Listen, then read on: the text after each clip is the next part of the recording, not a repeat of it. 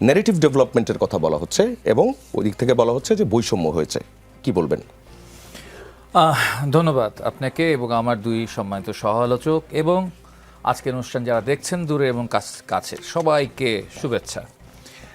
আসলে আমরা তো হতভাগা, দেশের হতভাগা মানুষ। আমরা সেই ছোটোবেলায় দেখতাম আর কি, তখন একজন স্বৈরাচার ছিলেন, এরশাদ ছিলেন ক্ষমতায়। তখন দেশের সব যাবতীয় উন্নয়নের ক্ষেত্রে সবার আগে উন্নয়নটা হতো রংপুরে আর কি। এরপর আমরা যখন দেখি যেই ক্ষমতায় যায় তার এলাকায় একটু বেশি বেশি উন্নতি হয়। হ্যাঁ, তারপর আমরা দেখেছি হচ্ছে বগুড়ায় উন্নতি দেখেছি, তারপর আমরা দেখেছি গোপালগঞ্জে উন্নতি দেখেছি আর কি। বলা হয়তো গোপালীকরণ বলেও একটা শব্দ ছিল আর কি। তো এগুলো হলো পুরনো বন্দোবস্ত, এগুলো হলো রাজনীতির পচাগলা জায়গা। তো সেই পচাগলা জায়গা থেকেই তো বেড়ে আসার জন্য আমরা লড়াইটা লড়ছি শব্দটা এখনো ব্যবহার করতে হচ্ছে। লড়াইটা লড়ছি যে ওই জায়গা থেকে আমরা বেরিয়ে আসবো, এই পচাগলা ব্যবস্থা থেকে আমরা বেরিয়ে আসবো। এবং আমাদের মনে বিশ্বাস জেগেছিল, জনগণের মনে বিশ্বাস জেগেছিল 2024 সালের আগস্ট অভ্যুত্থানের পরে যে হ্যাঁ, এই আন্দোলনের একটি ব্যানার ছিল বৈষম্যহীন বাংলাদেশ।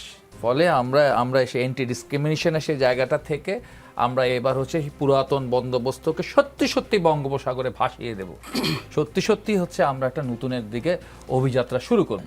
কিন্তু যাদেরকে নিয়ে আমাদের এই অভিযাত্রার হচ্ছে, যারা হচ্ছে সে সময় পোস্টার বয় ছিল, তাদের ব্যাপারে যখন এই অ্যাকুজেশনগুলো আসে, অভিযোগগুলো আসে, তখন আমরা খুবই হতাশ হয়ে পড়ি। এখন খুবই সিম্পলি, খুব সুন্দরভাবে, চমৎকারভাবে তাহসিন রিবাজ জাজ বুঝিয়ে দিয়েছেন যে এখান থেকে একটি টাকাও কিন্তু হচ্ছে আসিফের পকেটে যায়নি, একটি টাকাও কিন্তু হচ্ছে হাসান আবদুল্লাহর পকেটে যায়নি। আমি তাও বিশ্বাস করি, হ্যাঁ, তাদের পকেটে যায়নি।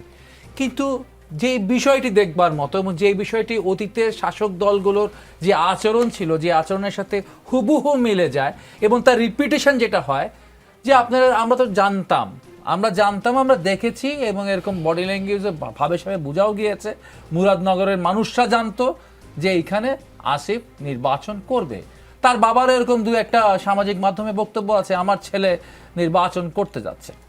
ফলে আপনি উপদেষ্টা মণ্ডলীতে থেকে, হ্যাঁ, আপনি হচ্ছে গিয়ে অন্তর্বর্তীকালীন সরকারের হচ্ছে রাষ্ট্র এবং সরকারের অংশ থেকে সেই জায়গায় হচ্ছে আপনি এই যে বরাদ্দের ক্ষেত্রে আপনি এখানে ভূমিকা রেখেছেন, এটা আপনার পকেটে যায় নাই। 42টি প্রকল্পের মাধ্যমে এই টাকা খরচ হয়েছে।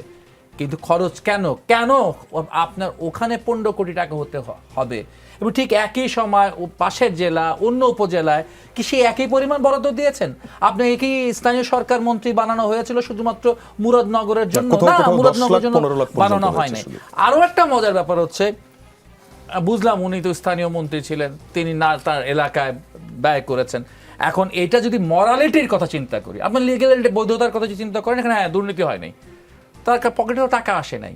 কিন্তু যদি নৈতিকতার কথা চিন্তা করেন, তাহলে কিন্তু বুঝতে হবে নৈতিকতার জায়গায় কিন্তু তারা পরাস্ত হয়েছে, এটা কিন্তু শিওর।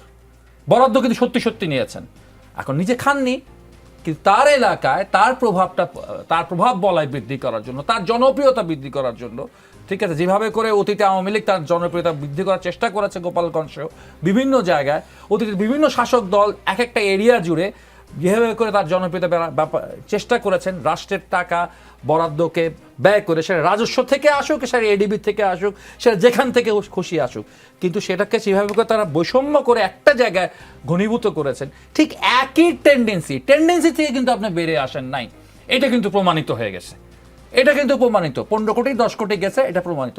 5 কোটি টাকার হিসাব দিয়েছেন, খুব ভালো কথা, আরো বাকি 5 কোটি টাকার হিসাব দিবেন হাসান আবদুল্লাহ, আমি আশা করি, এবং সে দিতে পারবে, কিন্তু দিবে কিন্তু সেই দেবিদ্বারী। প্রশ্ন হলো, আপনি তখন কে ছিলেন? আপনি তখন এমপি ছিলেন না, আপনি তখন উপজেলা প্রশাসক ছিলেন না, আপনি তখন কোনো উপদেষ্টা ছিলেন না, আপনি কে ছিলেন? আপনার কথায় কেন এই বিষয়ে কলকাঠিটা নড়ে গেল? এটাও কিন্তু একটা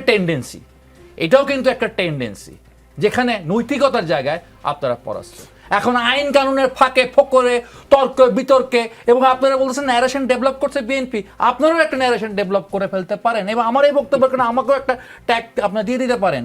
কিন্তু যদি নৈতিকতার জায়গায় আসেন, তবে অবশ্যই আমি বলবো যে এই জায়গায় আমরা পরাস্ত হয়েছি, ঠিক আছে? এই জায়গায় ওনারা পরাস্ত হয়েছেন, হাসান আবদুল্লাহ পরাস্ত হয়েছেন, আসিফ পরাস্ত হয়েছেন। তবে এই জায়গায় একটা মানে ব্যাপারটা আবার একটু বলতে হয় যে হচ্ছে যে এই যে জেলা প্রশাসক যে মোস্তাক সাহেব যে বক্তব্য দিয়েছেন, তারা তো এটা হলো বলা যায় রেটরিক, পলিটিক্যাল রেটরিক। তার কর্মী সভায়, তার আলোচনার সময় তিনি একটা পলিটিক্যাল রেটরিক নিয়ে এখন হচ্ছে তাসিন সাহেবের অনেক গুরুত্বপূর্ণ সময় নষ্ট হচ্ছে, ঠিক আছে, আপনাদের সময় নষ্ট হচ্ছে। প্রশাসক দলীয় এই সমাবেশে ব্যাপারটা গিয়ে নিয়ে ধরুন এখন একটা আরেকটা ন্যাশনাল ব্যাপার আছে, ইস্যু ধরুন তৈরি হয়েছে। প্রশাসক বলছে যে সে একটা দলীয় কর্মসূচিতে গিয়ে বক্তব্য দিচ্ছে, প্রশাসক এরকম দলীয় কর্মসূচিতে বক্তব্য দিতে পারে কিনা?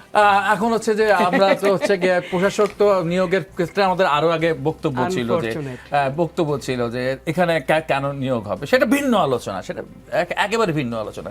তবে আমার এখানে আমি বলতে চাই যে আমি মোস্তাক সাহেবকে ধন্যবাদ দিতে চাই, হ্যাঁ, যে ঠিক আছে।